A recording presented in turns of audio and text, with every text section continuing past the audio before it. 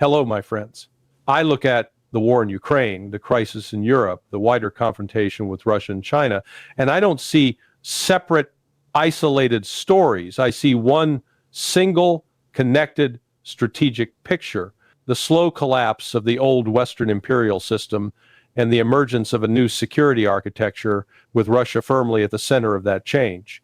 While everything else, the media narratives, the propaganda, the emotional manipulation, is layered on top of that basic reality. Every day, Western media tries to sustain a pseudo environment where Ukraine is just one miracle away from victory, where every new weapon is a game changer, and where Russia is perpetually on the verge of collapse.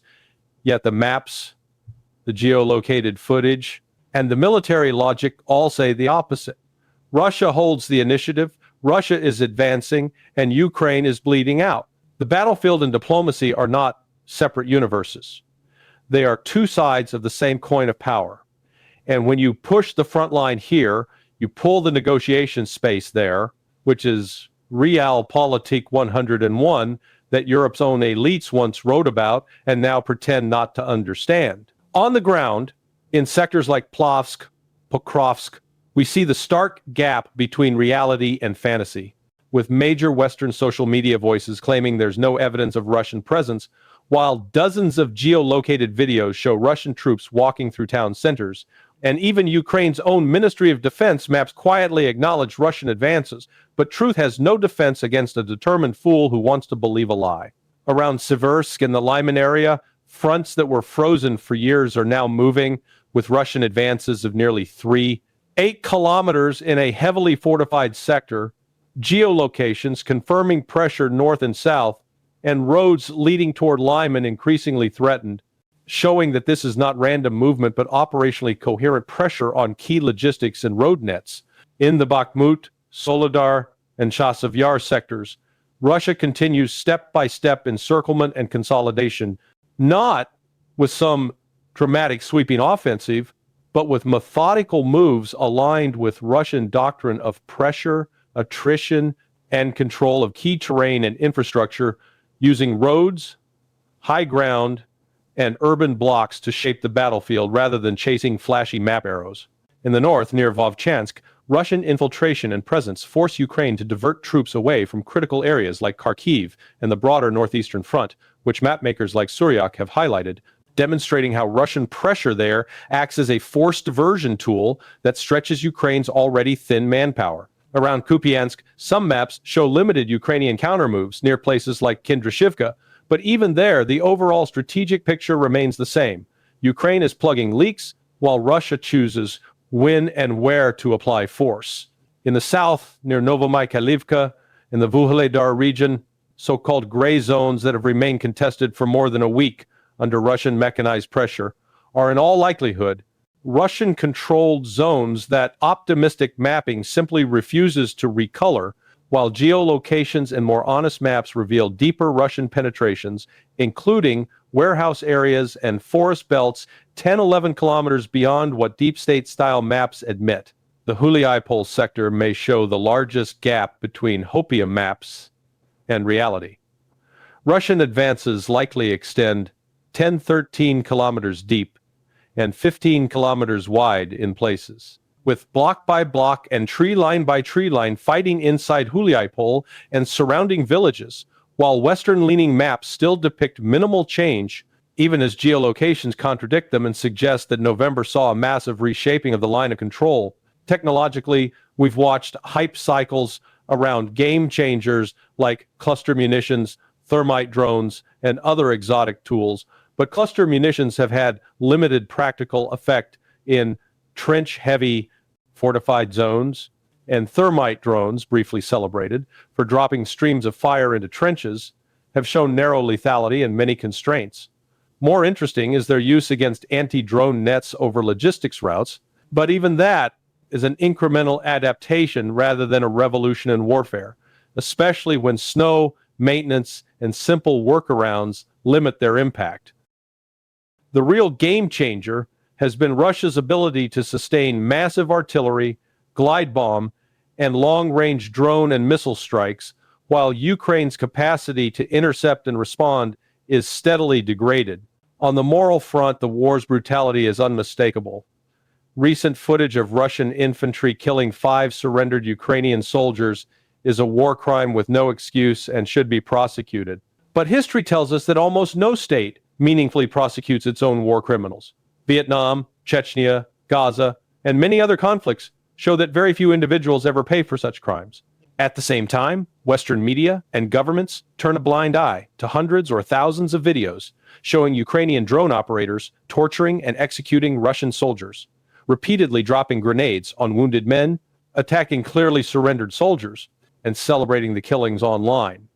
If we refuse to hold our allies to any standard while selectively moralizing against the enemy, we have no real moral ground to stand on.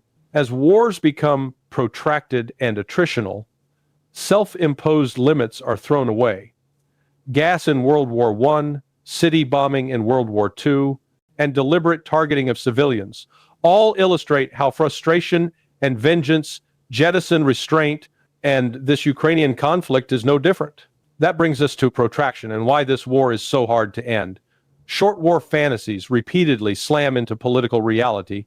Leaders underestimate how much pain adversaries are willing to absorb before contemplating surrender, and sunk cost logic makes peace harder, not easier, because after so much blood and treasure, elites feel compelled to escalate in order to justify prior sacrifices. The EU, Kiev, and Moscow are all trapped in this sunk cost dynamic, but in different ways. Russia has a long historical tolerance for catastrophic losses and recovery, while EU elites have tied their ideological and institutional survival to never backing down, and Kiev has made territorial integrity an absolute, uncompromising red line. This means a neat, face-saving, mutual compromise is unlikely. More probable outcomes include state collapse, a forced acceptance of a de facto line of control after catastrophic losses, or political breakdowns in Kyiv or some European capitals. And if you ask which side looks closer to structural collapse, it's not Moscow. On top of this comes the missile stockpile issue. Washington's top negotiator is now warning Europeans that Russia is building a substantial reserve of long-range missiles, a complete reversal from earlier propaganda that claimed Russia was running out of precision weapons and stripping chips out of washing machines. According to new assessments, Russia can now produce roughly 2,900 cruise and ballistic missiles per year, more than it fired in the previous year, while firing them at a rate Ukraine cannot intercept, meaning Russia is both attacking and stockpiling, and Ukraine's air defenses are being worn down. The message from Washington is essentially that Russia has the upper hand and that Ukraine must settle quickly before its infrastructure is smashed and its cities become even more vulnerable, while analysts warn this stockpile could devastate Ukraine's grid and potentially threaten other European states, though the idea that Russia will start striking NATO randomly is unsupported by actual behavior. The more fundamental point is that both sides would rebuild stockpiles after a war, but the Western narrative pretends only Russia rearms and tries to sell the idea that sacrificing Ukraine is necessary to prevent Russia from ever being strong again. This is not strategy, it's a political fig leaf. When we look at red lines, Kyiv's chief negotiator insists that Ukraine will never surrender territory, that the Constitution forbids it, and that no sane leader would sign such a document, framing territorial integrity as the absolute core issue. For Russia, the core issue is different. It is the security architecture of Europe, no NATO in Ukraine, no Western military platforms on its borders, and a neutral buffer state. So Ukraine's red line is land, Russia's red line is security and alliance structure. That asymmetry matters greatly because Russia can trade or temporarily abandon land, fall back, or reorganize so long as it secures its strategic demand of a neutral Ukraine, whereas Ukraine, politically boxed in by its absolutism and Western narratives, cannot admit any territorial concession without treating it as total defeat. This asymmetry makes it easier for Russia to fight a long attritional war and harder for Ukraine to escape one. There is no realistic military strategy that allows Ukraine to retake Crimea or the deeply fortified Donbass after the failure of the 2023 offensive, which, even at peak morale, Western training, and maximum Western-provided hardware, barely advanced about 8 kilometers into some sectors and never came close to major operational breakthroughs. Yet Western experts still talk about stalemate and one more round of F-16 seconds or long-range missiles changing everything, ignoring that these aircraft and weapons have had no measurable effect on the front line, while the only air platforms truly shaping the battlefield are Russian strike aircraft like Su-34 seconds and Su-35 seconds, delivering glide bombs and missiles. A handful of Western jets and missiles cannot substitute for hundreds of thousands of trained, motivated troops and a serious industrial base, neither of which Ukraine possesses. At the same time, the political system in Kyiv is rotting under corruption scandals. Key allies and business partners of Zelensky have been implicated in schemes involving around $100 million in bribes and laundering, some fleeing abroad, others linked to shell companies previously exposed in leaks like the Pandora Papers. And while investigators haven't formally implicated Zelensky yet, the optics are obvious. A leadership class entangled in corruption, while ordinary Ukrainians die on the front. By continuing to back figures like Andriy Yermak and others, Zelensky signals trust in individuals many Ukrainians now see as part of the problem, not the solution, deepening the disconnect between the sacrifices at the front and the behavior in Kyiv's elite circles. Stepping back, the United States is clearly tired of this war. It wants out not because of some moral awakening, but because its strategic priority is shifting toward China. And Ukraine is now a costly distraction after having already served to weaken Russia, bind Europe tightly to Washington, and expose the limitations of Western industrial capacity. Yet Russia is also a crucial factor in China's long-term game. Beijing wants a weaker but stable Russia that provides cheap energy, critical resources, Arctic access, selective tech cooperation, and strategic depth, but does not want a collapsed nuclear-armed chaos on its border, so China will exploit the situation without assuming the role of global policeman, preferring to let the U.S. remain overextended worldwide. Europe, meanwhile, is busy sliding into an energy and economic crisis while its elites beat their chests about war with Russia, sending troops and no negotiation, even as their real material position weakens and their voter bases shift under pressure from inflation, migration, and social strain. Realpolitik says that outcomes are shaped by actors with power, not by those with loud opinions. And at this moment, the power on the battlefield lies with Russia, not with Brussels or Berlin or London. If the long-term result of this conflict is a fractured US-EU relationship, a weakened and divided Europe, and a Russia that has secured its security aims while deepening its Eurasian ties with China, then Moscow will have achieved a strategic victory far beyond its initial war aims. At the end of the day, war remains what it has always been, a blunt tool of politics used to reshape borders, regimes, and alliances. The sword draws the lines and the pen formalizes them. Western leaders hide this behind rhetoric about democracy and a rules-based order, but they themselves have used war in Iraq, Libya, Syria, and elsewhere to achieve political ends while denouncing others for doing the same. Russia, for its part, has been remarkably consistent. No NATO in Ukraine, a neutral Ukraine, and a stable security order in Eurasia that does not put U.S. missiles and bases on its immediate frontier. Everything else, the emotional narratives, the binary good versus evil framing, the miracle weapon hype, the delusional peace plans that assume Russia will simply surrender and walk away, is layered on top of that basic reality. Russia is not collapsing. It is advancing, producing weapons, building alliances, and entrenching its position. Ukraine is trapped between absolutist red lines, Western fantasies, and hard battlefield math. Europe is weakening while shouting slogans, and Washington is quietly maneuvering for an exit that preserves its pivot to Asia. This war is unlikely to end with a tidy mutual handshake. It is far more likely to end the way most long wars do, when one side can no longer pay the price, when political systems crack, and when New borders, whether de jure or de facto, are drawn by force rather than wishful thinking. Ukraine's real shortage is not F-16 seconds.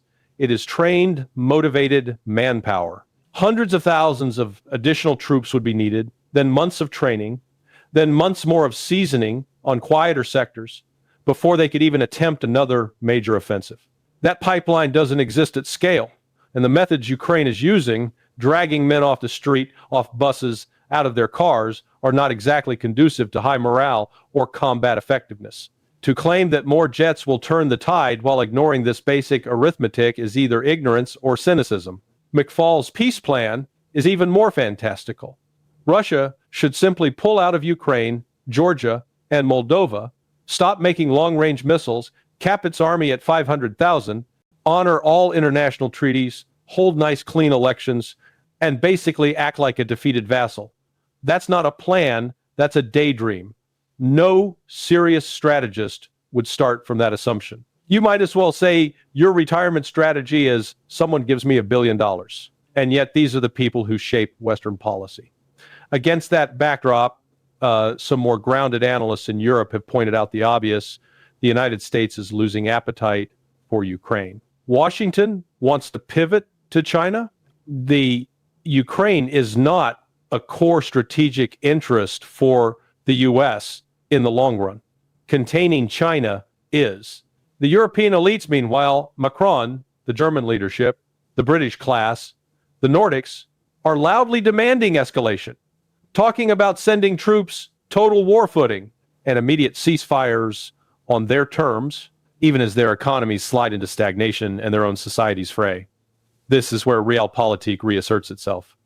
Those with power shape outcomes, not those with loud opinions.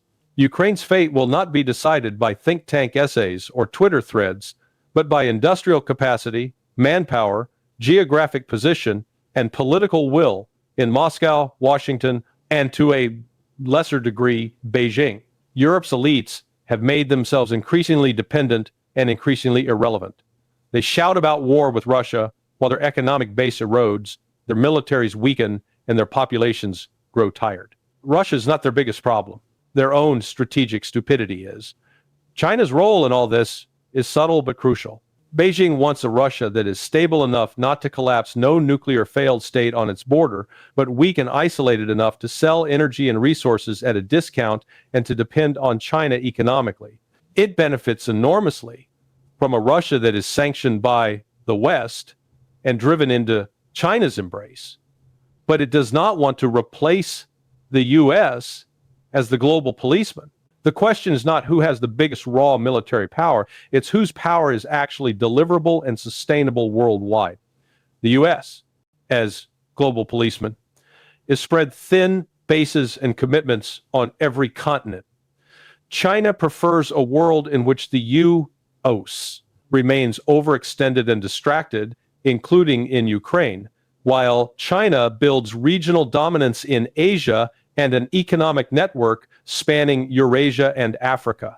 In the long term, no matter what happens in Ukraine, Washington will at some point seek some form of accommodation with Moscow as it did in the Cold War. Russia is simply too important strategically, especially in relation to China, to be treated as a permanent, uncompromising enemy. But between now and then, many more lives will be spent, and much more territory will change hands. Ultimately, wars like this do not end with everyone shaking hands as equals. They end when one side's political system cracks, or when one side is forced by exhaustion, collapse, or internal upheaval to accept terms it once swore it never would. That is why I say we are not heading toward a neat, negotiated, mutual compromise. We are heading towards surrender, fragmentation, or collapse of Ukraine, or of some part of the Western political establishment, or of the narrative that has sustained this entire project. From the perspective of doctrine, firepower, manpower, industrial capacity, and operational momentum, Russia has the advantage and is consolidating it. From the perspective of sunk costs and political psychology, Ukraine and the EU elites are locked into a path that makes compromise nearly impossible. And from the perspective of cold realpolitik, the United States is quietly looking for the exit with one eye already fixed on China. That is the uncomfortable reality behind the maps, the negotiations, and the rhetoric. The battlefield and the diplomacy are not two separate arenas. They are one continuous struggle, and right now, every measurable trend says that time, territory, and industrial power are working in Russia's favor, while Ukraine and its Western backers drift steadily toward a reckoning they still refuse to face.